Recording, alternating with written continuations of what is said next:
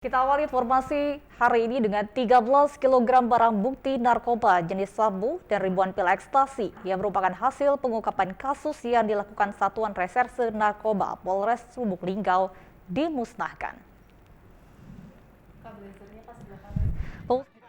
Bukti sabu hampir 13 kg dan ribuan pil ekstasi ini langsung dilakukan oleh Kapolres Lubuk Linggau AKBP Nuryono, Wakil Wali Kota Sulaiman Kohar bersama BNN Lubuk Linggau.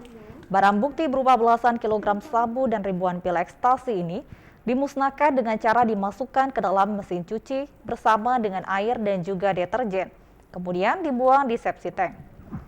Kapolres AKBP Nuryono mengatakan, narkoba yang dimusnahkan ini merupakan hasil pengungkapan kasus yang dilakukan Satres Narkoba yang terbesar di bulan Oktober 2021 lalu.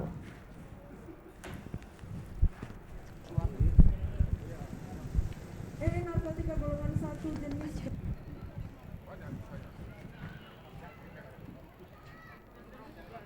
lalu sampaikan ya. Jadi hari ini kita musnahkan barang buktinya setelah melalui proses pemeriksaan di laboratorium forensik dan benar dinyatakan itu mengandung amfetamin ya. Sehingga hari ini untuk dengan penyidikan kita musnahkan barang bukti. Tentunya sudah kita sisihkan untuk nanti bukti di persidangan. Sementara itu, terkait kelanjutan pengungkapan kasus peredaran narkoba antar provinsi, pihak Polres Lubuk Linggau saat ini masih terus melakukan pengembangan dan penyelidikan. Dari Kota Lubuk Linggau, Ferry Setiawan, TVRI Sumsel, melaporkan. Sementara itu, Suwito Winoto, kuasa hukum terdakwa kasus dugaan korupsi proyek peningkatan jalan rantau alai Simpang Kelip pada Dinas PUPR Kabupaten Ogan Ilir merasa heran terkait kliennya dijadikan tersangka dan ditahan oleh Kejaksaan Ogan Ilir. Padahal kliennya telah membayar kerugian negara sebelum pemanggilan saksi.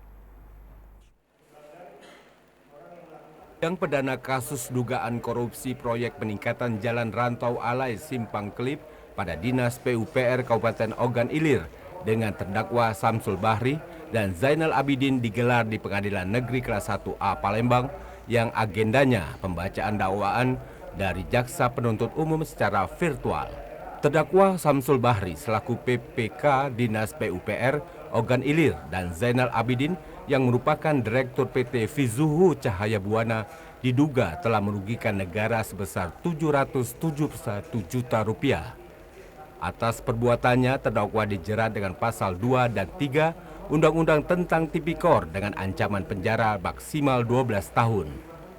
Suwito Winoto, kuasa hukum terdakwa, mengungkapkan kepada awak media dirinya merasa heran karena kliennya telah mengembalikan kerugian negara sebelum pemanggilan saksi dan tidak ada kerugian negara lagi. Namun kliennya masih dijadikan tersangka dan ditahan Kejaksaan Ogan Ilir. Perlu kami jelaskan bahwa atas temuan tersebut, klien kami sudah membayar dan melunasi daripada temuan kerugian negara tersebut yang sebesar 771 itu. Itu sudah dibayar semua dan itu sebelum pemanggilan saksi dari Kejaksaan. Nah, kok tiba-tiba barang itu sudah dibayar, sudah lunas, dia dipanggil sebagai saksi 3 kali, lalu dijadikan tersangka dan ditahan. Ini ada apa? Nah, maka kami minta perlindungan hukum dan kepastian hukum. Sidang akan dilanjutkan pekan depan dengan agenda menghadirkan saksi dari Jaksa Penuntut Umum. Tim Liputan TVRI Sumatera Selatan melaporkan.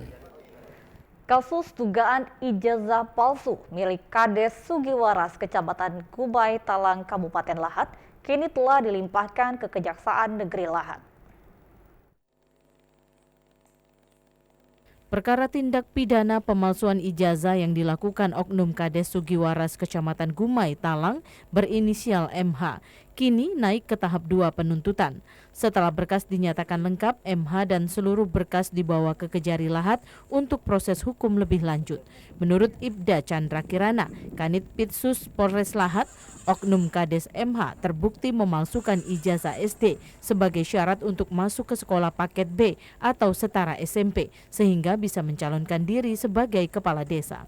Hal itu terungkap setelah dilakukan uji lab di Polda Sumsel bahwa baik material, nomor surat, tanda tangan, cap dan ijazah dinyatakan palsu. Saya menjelaskan bahwa oknum Kades tersangka kasus penggunaan ijazah palsu ini. Jadi yang dipalsukan ini berupa ijazah SD terbitan dari SD dari Lubuk Linggau yang digunakan oleh si tersangka ini untuk mendaftar paket B di tahun 2016, yang mana paket B ini menjadi salah satu syarat ketika si tersangka ini untuk mencalonkan diri sebagai Kades di tahun 2018-2019. Anissa Mariani, kuasa hukum MH, tetap mengedepankan azas praduga tak bersalah, namun kliennya akan mengikuti segala proses hukum dan berlaku kooperatif. Sebenarnya kasus ini kan berawal dari ada pengaduan dari lawan mereka pencalonan Kades kan. Nah, diduga mereka itu katanya Pak Muhar ini menggunakan atau memasukkan surat berupa ijazah. Nah, tapi sebenarnya kalau dari Pak Muhar dari awal membantah ya Pak ya. Cuman ialah namanya proses kan kita ikuti. Tersangka dijerat dengan pasal 263 dan 266 ayat 2 dengan ancaman 6 hingga 7 tahun penjara. Rivaldo Putrawansyah, TVRI Sumsel melaporkan.